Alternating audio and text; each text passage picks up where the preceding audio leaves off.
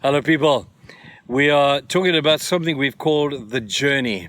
In order for you to arrive at a particular destination, you've got to take steps.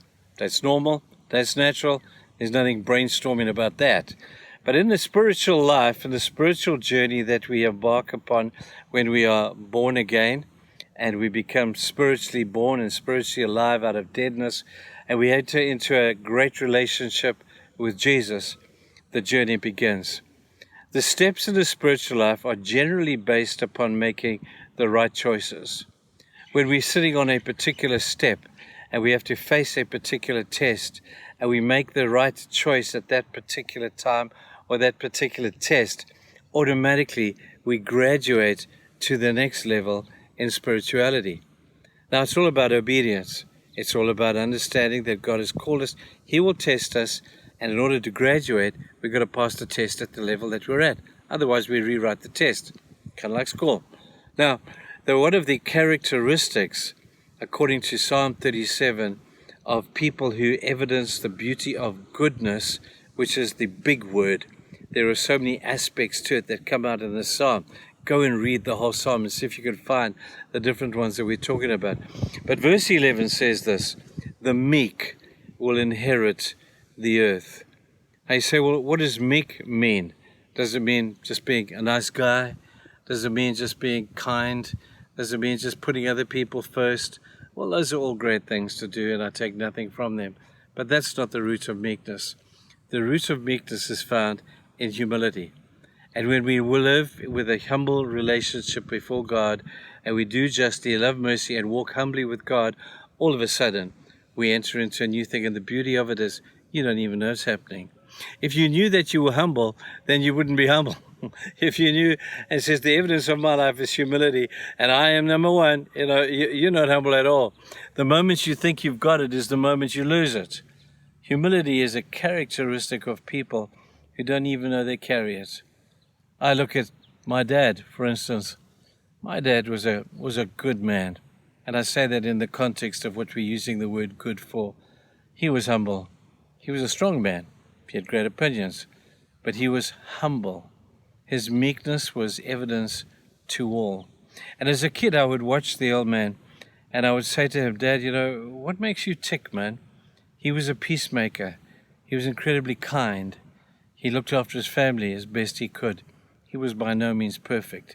But gosh, there was a spirit of meekness that he evidenced when he just showed incredible characteristics of humility. That's all I can put it down to. And he was a good man.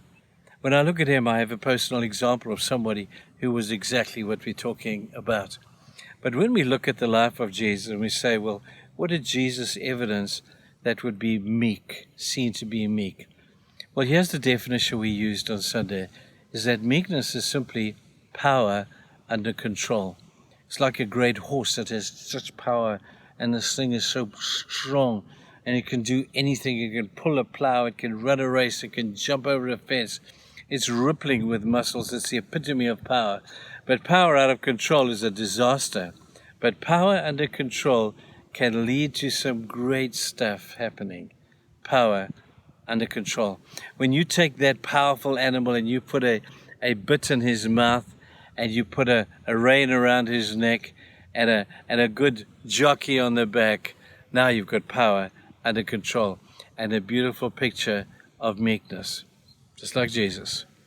When Jesus stood before Pontius Pilate, and Pontius Pilate said to Jesus, so Jesus, all these people hate you, they want me to crucify you. You do know, Jesus, that I can make that order. I've got power, Jesus. I've got a lot of power, and I can use that power to either release you or to have you crucified. What do you think about that, Jesus? And Jesus just simply said to Pilate, the only power you got, pal, is the power that God has given you to do what I need to do. So go ahead and do it. That was power under control. He could have had the armies of heaven come and rescue him. He could have just disappeared into thin air, and he could have become invisible. He could have done anything that he wanted to get out of that situation. But power under control, this beautiful picture of meekness, is what Jesus did to achieve the purpose of God. Totally humble. says he humbled himself even to death upon a cross. That's meekness, power under control. Now, in our lives, a lot of power-hungry people out there, they make me nervous, because when people have too much power, it corrupts them. We've seen that, and we've seen the evidence of that in the world around us, and we're not. But power under control in you, because you have the Holy Spirit, there's nothing more powerful than him. And he says to you, live meekly and experience my power to do what God has called you to do. You say, is it that simple? People, it's that simple. Self-achievement, self-effort, discipline, guilt are never going to motivate you. By the way, yesterday, I never get to watch a rewind of what I do on these things, these devotionals. But I noticed yesterday I used the word guilt instead of the word good. Please forgive me. But I looked at it and I thought, geez, what rubbish I'm talking there. I got the wrong word. Forgive me, I'm kind of old. But here we are talking about the goodness in the context of the goodness of God being worked out through us into our daily lives as a result of an intimate relationship with Christ. That, people, is where goodness comes from. I hope you find it, man. And the evidence is humility that leads to meekness, which is power under control. For you powerful people out there, let's be meek with that power, shall we? Good for you. Bye-bye.